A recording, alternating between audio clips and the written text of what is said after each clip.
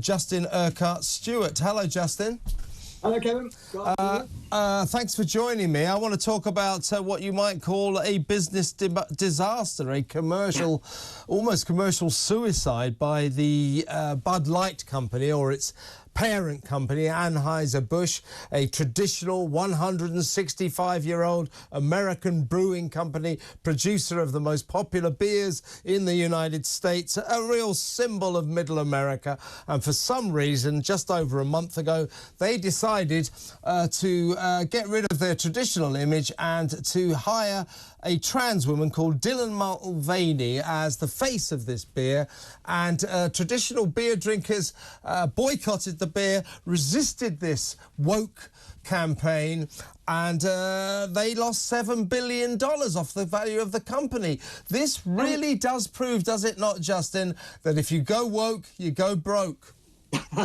It shows if you just follow a fashion fad, this year's fashion fad is next year's tank top, and you're going to look pretty stupid. Basically, you take someone like Anheuser-Busch. They have got brands all over the world capable of fulfilling every single personal requirement that you have in your private life, whatever type of beer you want to have. And yet they take ones which have got very, very strong brands and then change it. That is so stupid. You know exactly where you've designed that beer to head for, you do it. If you find there's another market where you actually need it's going to aim for a particular market of people with their own personal preferences for their private lives, then fine, do so. But don't wreck the one that's already working. That's just dumb.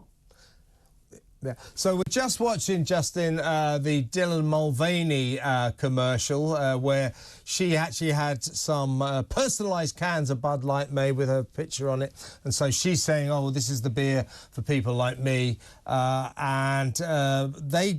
had a new marketing manager who decided that Bud Light was too fratty and too traditional. You know, young blokes drank it, and they wanted a new image.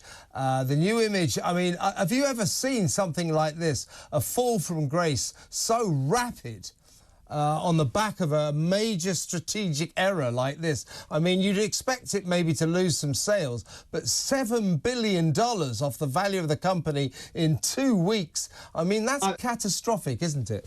That really is catastrophic, because it's not just a matter of saying you made a sales mistake or something's gone wrong with a product or something like that. That's a fundamental weakness in your management, your marketing, how you actually run that business. And bear in mind, these businesses have got shareholders.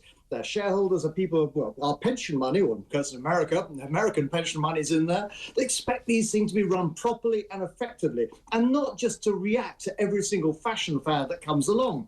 And so, you know, this is just plainly stupid. And frankly, the company deserves to be spanked stupid for it. You take any of the products that we use. You know, you go to the pub, you want a pint of bitter, and you drink the pint of bitter because you like the taste of it, but also what it's associated with. If it's suddenly associated with something completely different, and suddenly you find that, you know, my pint of bitter is suddenly supporting the Russians in the campaign in Ukraine, the chances are I'm going to drop it. So this is a similar sort of issue.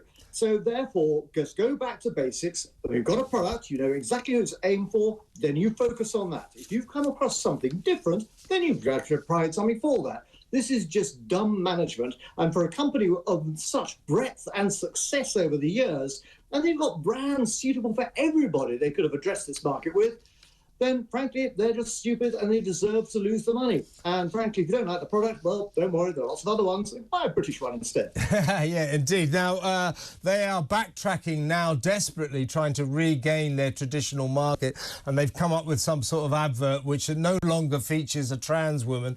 It's kind of sort of traditional Midwest people and horses and, you know, real central middle America. So they're desperately backtracking. But if you were a shareholder, I described them earlier for illustrative purposes as shell-shocked shareholders, you'd be furious. I mean, if I had money in Anheuser-Busch, a nice, safe, sort of gilt-edged stock traditionally, and they suddenly do this, the shareholders must be seething mad.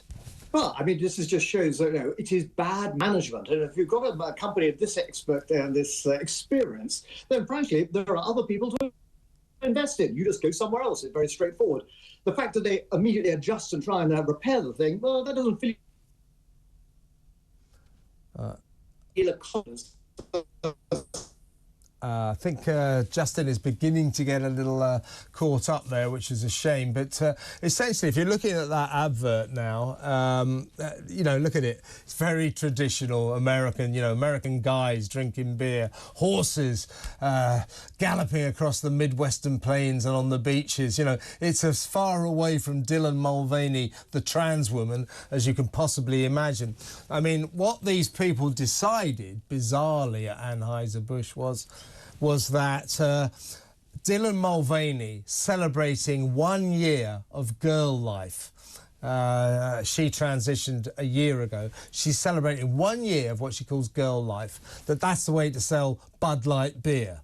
Now, you look at the people on this new advert, and it's guys in baseball caps, you know, leaning over a veranda as the sun sets over the Midwestern plains and horses gallop through the fields and on the beaches. Much more traditional America there.